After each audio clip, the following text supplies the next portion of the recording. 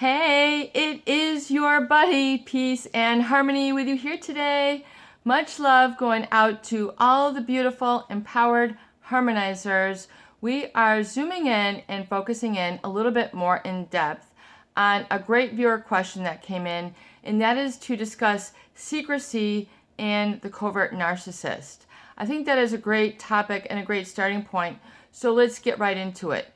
When we talk about secrecy, we're talking about someone who is concealing information, concealing evidence, concealing the truth. There's a deception or oftentimes a poker face associated with this, or a certain sort of political calculus that is part of that secrecy and deception, otherwise known as withholding information, not revealing information, telling part of the truth and not the whole truth. Or really, when we get into different structures and different systems, whether it's a family system, whether it's a work structure or a work environment or in the community, secrecy is a big part of covert narcissism and also covert psychopathy, meaning it's not readily apparent or perceptible. You don't, see the manipulation per se. You might not know to be on the lookout or to recognize what's going on. It's hidden from view. It is imperceptible. And really, it's really like a face of fiction. I'm going to say that again. It is like a face of fiction, meaning what you see is a non-truth, a non-reality. What you see is not what you get. And secrecy and concealing is a big part of it. And it's not just like trying to hide a flaw, and sort of ingratiating. It's done with a deliberation.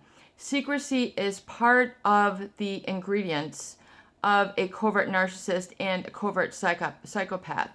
And the reason why I'm bringing in psychopathy into this, because it's a really severe and serious, it's a major demonstrative of this individual. But furthermore, part of that secrecy and that sort of face of fiction is really what is responsible oftentimes for a lot of damage, destruction, people losing relationships, people losing their jobs, because of this. I feel it's really one of the important concepts that's important for you to understand. And when we talk about really a face of fiction, it's meaning that there is not only a mask, but it's not just how they look, but it's what they do and how they sort of work a situation, how they work a company, how they work the family, how they work their kids, how they work their spouse. Meaning the secrecy is utmost to serve an outcome that they are looking for. And they have no problem with, even if it means using others as a pawn, putting others in a situation where they're being taken advantage of, doing a lot of work for them, either in a family or in a corporate setting, meaning that they will use this sort of charisma that the narcissist and the psychopath have. A charisma meaning very likable, very attractive. People become enamored. People become sort of feel like they're basking in the presence of this great person. And the narcissist and the psychopath are very well aware of their influence and sort of their deer in headlights effect that they have on people. So it's really out of the ordinary. This is not your regular Sally, your regular Joe, someone who just is introverted. We're talking about there are ulterior motives in ends that are for explicitly the outcome for that individual to get what they need and what they want. Why might they be secretive? Why would they, kind of sneak around behind the scenes? Why would they start making relationships, contacts, buddying, bustling up against influential people, and getting away from influential people, meaning it's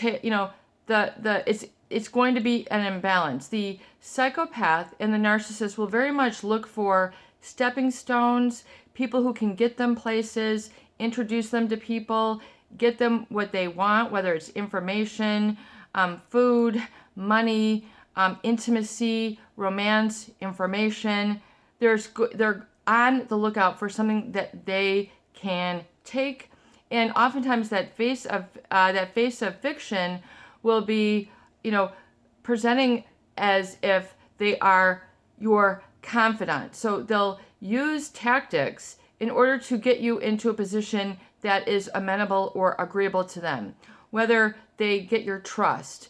Oftentimes, how do they do that? There's a concept in psychology which is one of self-disclosure. So when someone discloses, private information about themselves, like something that happened in their past or something that just happened, they're disclosing something personal. And a psychopath, particularly a covert psychopath, will do this pretty soon in the relationship, as soon as they make the assessment that you provide something that they want. Once again, information, affection, money, connections, a raise of employment, moving to a new neighborhood, someone to take care of their kids, someone to make their dinner, someone to drive them places, someone to go to movies with. There's always something that they want, and it's usually what I call kind of like a decoy. They don't take relationships, they kind of create decoys. And this is, I think, really responsible for so much of the shock and the disbelief, and that is part of the gaslighting and brainwashing and a lot of the emotional sort of psychological, I call it hijacking, that is involved. Meaning the face of fiction, stating that, they'll then disclose something that it gets you to drop your guard down. Something that somebody wouldn't usually share with you right away. So once they've made the assessment that you can get them somewhere and they can move you around like a pawn, and notice I said like a pawn, not like a king or queen or, something that can do some fancy moves. They're like, once I have, what I need, they're going to knock you off the grid. And you're like, how can this happen? I just helped you with this. I helped you with that. I helped you with this. And we have a relationship and you just did that. It's like this disbelief, the shock that it's, you did not see it coming. The secrecy and the walls of secrecy are very thick with the covert narcissist and psychopath. And the self-disclosure, which means they share something with you, like all of a sudden they're sharing with you, oh, can I save my social security card on your computer and my resume and my banking info because, well, I don't have a computer right now, and if you can just save it for me, I would really appreciate it. And then here's this person with charisma. They seem so gregarious, or they seem so lovely. Something about them seems so attractive. Once again, they come off as very likable. And it's just something that kind of, a psychopath will say, it just oozes from them. There's this energy which is very much like a glue, where people feel very much that they want to, take care of this individual.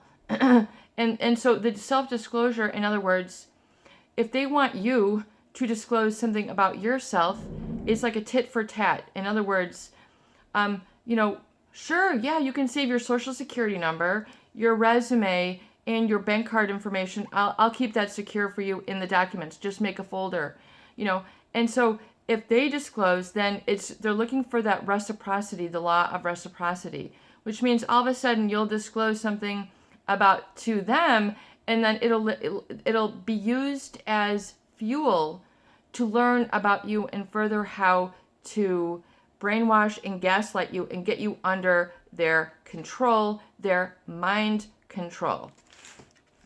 And it is a use of secrecy, which means they're going to hide the motives.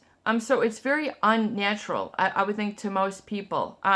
Sure, you might, when you're in, a new company or a new relationship, you're putting your best foot forward. This is something different. This is with the prescribed intent to not assist or not deliver, or to be sort of untruthful or unreal with the person who they are scoping and sizing up for their use. I mean, it's just completely as if they're trying to see who's going to be the sharpest, knife in in the drawer who can help me to get, the sharpest pair of scissors, who can get things done. They're sussing you up and they're sussing you out. So it's not just like a typical impression management.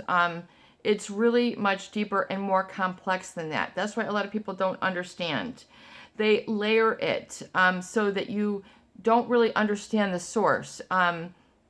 And so there's usually something else that they are after.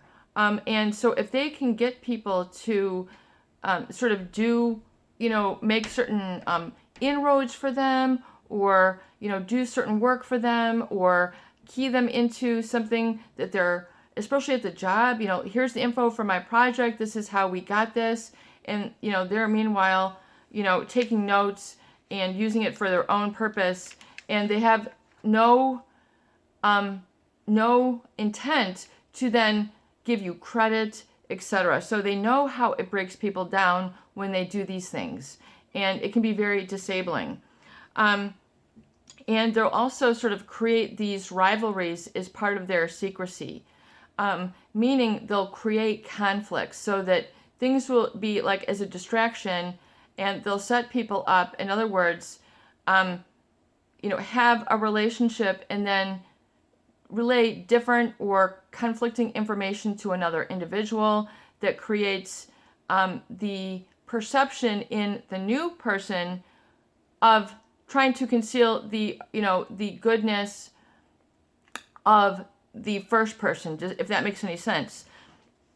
In other words, someone who has helped them, has been there for them, and is given, support. They're always looking for others to support them. This is known as supply. And so, even if you have been there for them, been a source of supply, or their whipping post, and you've been good to them, they'll go, traipsing over there and then, say this person doesn't know what they're doing, or whatever, to discredit you, even though you have assisted them. So they will create and set up conflicts, create and set up complex, issues, which are, again, designed to throw either an organization or a family system off, so that others will be sort of fighting or in conflict, and then it'll completely, that's where the attention will be, and then they will be out of view. And there they go, skirting off with somebody else, going off with another boss, going off with another community leader, and it's just completely a falsity. It's very, very concerning and serious when this happens. And it's, they will recognize others' potential to get them certain places, and to keep you down and under their thumb. Meaning that they will have you, basically able to push your buttons right away. And people oftentimes look at these relationships as, a godsend. Especially in the psychopath, they'll come off as very exciting, thrill-seeking. Wow, this person is so bold, or this person is so funny, or this person is so smart. And there's all this emphasis on this sort of thrill-seeking aspect, or the fact that this person sort of breaks up the regular culture, either of a workplace or a family. The class clown, the workplace clown, the family clown who gets all the attention. And so oftentimes people just want comedic relief, and so they will align themselves with this individual. It's, just because they're so different. They come across, once again, especially the psychopath, where they have a total disregard for the consequences of their secrecy.